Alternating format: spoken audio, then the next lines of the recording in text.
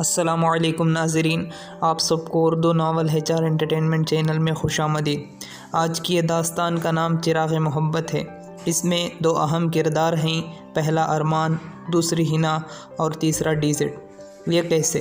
अहम किरदार तो सिर्फ दो ही बताए गए, ये तीसरा कौन है? तो आइए शुरू करते हैं। 16 साल बाद वो दबे पाँव घर में दाखिल हुआ।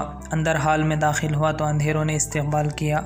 हर जगह नज़रें दौड़ा कर देख जब यकीन हो गया कि सब सो चुके हैं, इसे किसी ने नहीं देखा, तो भागने के अंदाज में अपने रूम में दाखिल हुआ। उफ़, शुक्र आज तो बच गया, वरना मम्मा की तकरीर सुनने को मिलती। और इस वक्त बिल्कुल मूड नहीं, सुबह सुनेंगे। ये विक्की और अरहम की वजह से रोज़ देर होती है। वो बड़बड़ाते हुए अपनी जैकेट उतार कर फ्रेश होने चला गया। वो नींद न आने के चक्कर में इस वक्त अकेले हाल में बैठी टीवी देख रही थी। अभी अगर इसे कोई देख लेता तो एक बदरूह समझता। बाल खुले हाथों में पिल्लो लिए वो मगन टीवी देख रही थी कि किसी ने पीछे से किया। वो उछलकर सीधी हुई। जंगली इंसान, उफ़, जान निकाल दी मेरी। हिना माथे पर पसीने साफ करते हुए बोली तो शहीर हंस पड़ा। जान तो मेरी निकल गई थी तुम्हें ऐसे बैठे देखकर। वो नज़रें इधर उधर घुमाता हुआ बोला। मतलब? हिना नासमझी से बोली। मेरा मतलब ये बाल खुले अंधेरे में बैठी हो, दूसरे की तो जान ही निकल जाएगी ना। शहीर गड़बड़ाकर बोला। अच्छा बस, हिना चिढ़कर बोली। यार नींद नहीं आ रही है, परवीन भी सो गई जल्दी और काजिम भाई भी। शाहमीर का पता नहीं घर है या नहीं, बहुत बोरियत हो रही है। शहीर मुंह बनाकर बोला और सोफे पर बैठ गया।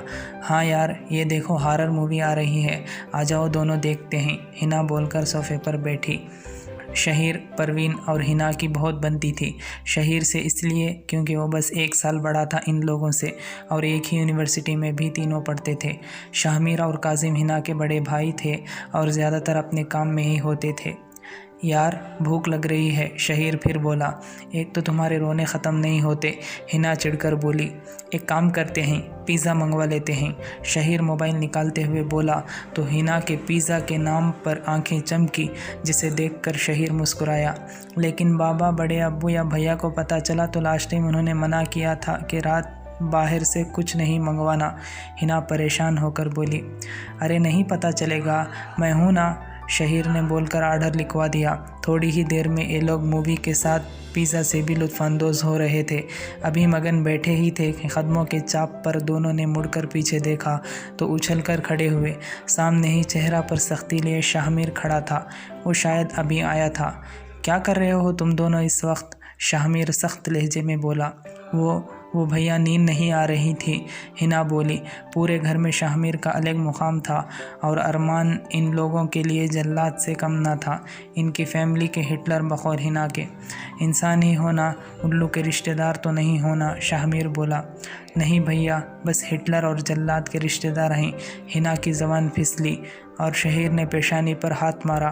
कभी जो ये लड़की सोचकर बोले। क्या मतलब? हिना, इंसान बन जाओ, वो भी तुमसे बड़ा है। अभी अगर सुन लेता तो पता नहीं। शाहमीर मुस्कुराहट दबा सख्ती से बोला। यार भैया क्या है?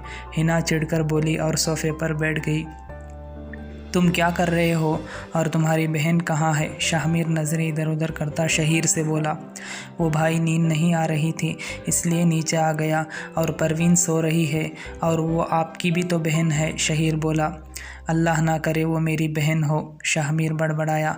अच्छा बस, जितना पूछा करो उतना ही बताया करो, फजूल की मत झाड़ा करो। अब बाबा और सब ने मना किया था ना, रात के वक्त कुछ बाहर से मत मंगवाना। पिछली बार याद है ना, पिज़्ज़ा डिलीवर करने आए थे और अपने पीछे चोरों को भी लेकर। शाहमीर पिज़्ज़ा को देखकर बोला। सॉरी भैया, लास्ट टाइम, हिना बोली और फिर चुप हो गई। इसका कुछ नहीं हो सकता, शाहमीर बड़बड़ाया। और तुम भी जल्दी ख़त्म करो ये और जाओ अपने अपने कमरों में, शाहमीर बोलकर अपने रूम की तरफ बढ़ गया। छोटा होना किसी अजाब से कम नहीं, हर कोई रौब में लेता है, शहीर बड़बड़ाया। जल्दी करो, मैं छोड़कर चले जाऊंगा ऑफिस, ज़रिया नाश्ता करते हुए दानिया से बोला तो सब मुस्कुराए। ऐसे ही छोड़ जाओगे मेरी गुड़िया को? अरमान जमाई रोकता हुआ अपने मखसूस रोबदार आवाज़ में बोला तो सब मुस्कुराए। सब जानते थे दानिया अरमान की लाडली है। छोड़कर तो जाए, फिर मेरे आयरन मैन भाई से मार खाओगे, दानिया आकड़ कर बोली। रात कब आए अरमान?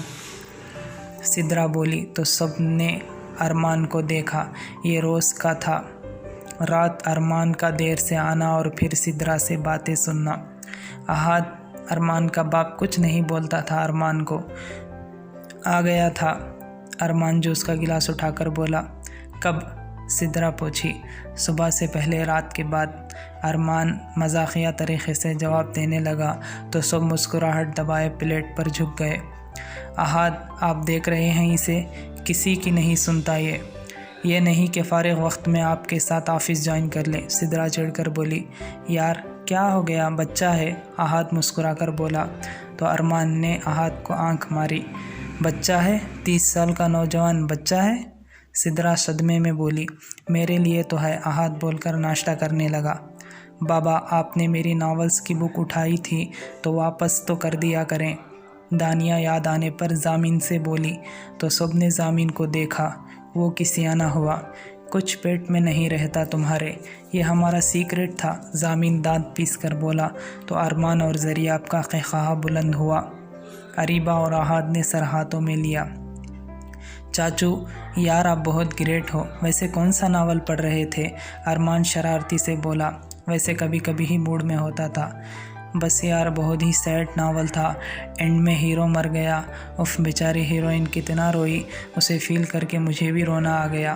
क्या याद करा दिया तुमने अरमान, जामिन अफसोस से अपनी लौ में बोला। अरमान और ज़रिया बेचारे बड़ी मुश्किल से ख़ैख़ार रोके हुए थे कि ज़ब्त की शिद्दत से चेहरा सुर्ख हो गया था। ये कभी नहीं सुधर सकता, अहाद अफसोस से बोला।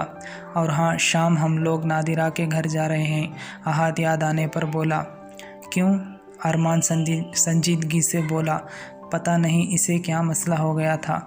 मुस्कुराहट पल भर में गायब हो गई थी। क्यों, क्या अरमान? सिद्रा बोली। अच्छा, आप लोग चले जाइएगा। अरमान का मूड ख़राब हो चुका था। बुरी बात है अरमान, तुम भी चलोगे? अहाद संजीदगी से बोला। अच्छा भाई, मैं देर से आ जाऊंगा, बस खुश। अरमान संजीदगी से बोला और ख़ामोश हो गया। चलो भाई, देर हो गई। ज़रिया माहौल कशीदा देखकर दानिया से बोला। हाँ चलो यार, ऑफिस में भी देर हो जाएगी। अहाद बोलकर उठा। अलबत्ता अरमान आवाज़ पर वो भी खड़ा हुआ। तुम कहाँ? सिद्रा बोली। अपने रूम में सोने, वो संजीदगी से बोलकर आगे बढ़ गया। सिद्रा कुछ बोल ही रही थी कि अहाद का इशारा समझकर खामोश हो गई। 16 साल में बहुत कुछ बदला था। 16 साल पहले जब ये लोग नादिरा के घर थे और आमिना बेगम और अहमद किसी के कॉल आने पर कहीं गए थे, पर वापस वो कार एक्सीडेंट में इंतकाल कर गए।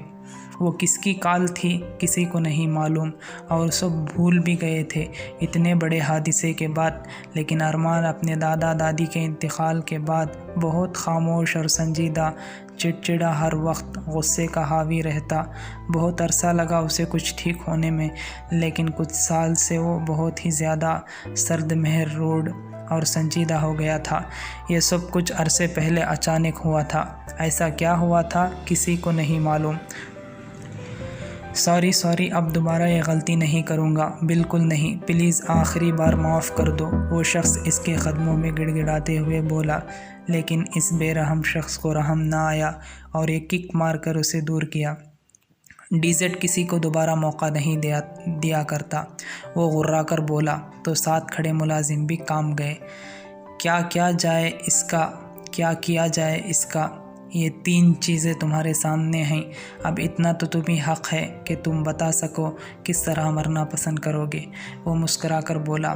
और टेबल पर मौजूद एक एसिड की बोतल, एक गन और एक ब्लेड मौजूद था। इस शख्स के इन चीज़ों को देखकर रोंगटे खड़े हो गए। क्या हुआ बताओ ना? अच्छा, तुम्हारी मुश्किल मैं आसान करता हूँ। तुम्हें इन सब चीज़ों से ज़्यादा दर्द होगा, तो एक काम करते हैं कि दर्द इतना पता ना चल सके। ये इंजेक्शन देख रहे हो, ये एक बार तुम्हारे लगेगा और फिर सुकून से ब्लेड से तुम्हारी नसें कट जाएगी। वो पुरसुकून लहजे में ऐसे बोल रहा था जैसे किसी बिज़नेस डील की बात कर रहा हो। प्लीज़ मुझे मत मारो, वो शख्स खौफ से बोला। जब पता था कि मैं किसी को दूसरा मौका नहीं देता और गद्दार को तो बिल्कुल भी नहीं। जब मैंने तुम्हें हुक्म दिया था कि मेरा काम हो जाना चाहिए, इस बंदे को उठा लो, लेकिन तुमने गलत बंदे के साथ गद्दारी की, इसकी सज़ा तो मिलेगी। और पास खड़े मुलाजिम को इशारा देकर जहर जहर इंजेक्शन से भरने को बोला। उस शख्स ने इंजेक्शन लगाया, जो चंद मिनट तड़प कर खामोश हो गया। फिर ब्लेड उठाकर इस शख्स के गाल पर ब्लेड से DZ लिखा और खड़ा हुआ। इस शख्स के गाल से खून पानी की तरह गिर रहा था। जो 1-2 सांसें बची थी वो ब्लेड की तकलीफ़ से ख़त्म हो गई। वो सही बोल रहा था। इसका काम कोई ख़राब करे या गद्दारी करे तो मौत से बदतर सज़ा देता था। सर, मुलाजिम खौफ से बामुश्किल बोला। हूँ, वो आस्तीनें ठीक करते हुए बोला। वो ज़ुबैर साहब कब से आपका इंतज़ार कर रहे हैं। मुलाजिम जल्दी से बोला। तो बाहर क्यों रोका? DZ ओर्राया। वो आपने बोला था किसी को अंदर मत आने देना। मुलाजिम घबरा कर बोला। वो ज़ुबैर है, मेरा दोस्त, दोबारा उसे कोई रोकने की कोशिश नहीं करना, वरना ना जिंदा रहोगे ना मुर्दा। कुर्रा कर बोला तो इस धमकी पर सब सुन पड़ गए। मालूम था वो ऐसा कर भी सकता है। DZ, ज़ुबैर फूली हुई सांसों के साथ DZ को देखकर पुकारा, जो अब अपने रूम में सोफ़े पर सर टेका लगाए बैठा था। इतना रिलैक्स के कहीं से मालूम नहीं होता था कि अभी एक जान लेकर आया है। हूँ, वो बस इतना बोला। तुमने मार दिया इसे? ज़ुबैर घूर कर बोला। तो क्या करता इसे? नोटों का हार पहनाता या सोने का ताज? वो तंज करता हुआ बोला। DZ, अरे रिलैक्स यार, चल कोई नहीं, तू बस गुस्सा ना कर। अरमान इसे डिस्टर्ब देखकर संभल कर बोला। वो बिना जवाब दिए सिगरेट सुलगाने लगा। वो ऐसा ही था। न्यूज़, पुलिस, लोग इसे सिर्फ DZ के नाम से जानते थे। जो क़त्ल DZ करता या उसके आदमी तो मालूम हो जाता DZ के मखसूस टैटू से, जो ख़ुद ब्लेड से लिखता। दुनिया उसे DZ के अलावा ड्यूल जोन ऑलवेज भी बोलते। इसके गले में D लफ्ज़ का लॉकेट, DZ लफ्ज़ का ब्रेसलेट, हाथ में अंगूठी, कान में बाली, शर्ट के आगे के बटन खुले, गोरी रंगत, मजबूत वर्जिश जिस्म। वो एक ताकतवर खूबरू जवान मर्द था। और इसका ख़ास दोस्त ज़ुबैर, जो इसे गुस्से में भी संभालने का इख्तियार रखता था, वरना सब इसके खैर से बचने में लगे रहते थे। आज तक किसी ने इसकी शक्ल नहीं देखी थी, लेकिन बस नाम की दहशत इतनी थी कि बस पुलिस ढूंढ ढूंढ कर थक चुकी थी। इसके लिए इंसान मारना किसी मुर्गी को ख़त्म करने के बराबर था। अरमान, इस वक्त कहाँ जा रहे हो? हमें नादिरा के घर जाना है ना? सिदरा अरमान को जाते हुए देखकर बोली। मम्मा, दोस्तों में जा रहा हूँ, विकी मेरा वेट कर रहा है, मैं आ जाऊँगा ना? अरमान संजीदगी से बोला। अरमान, आ जाना, तुम्हारे मोमिन मामू बार बार पूछते रहते हैं। सिदरा बोली। कहाँ ना आ जाऊँगा? अरमान सख्त लहजे में बोलकर बाहर निकल गया। सिदरा हक्का बक्का खड़ी थी। पता नहीं क्या हो जाता है इसे।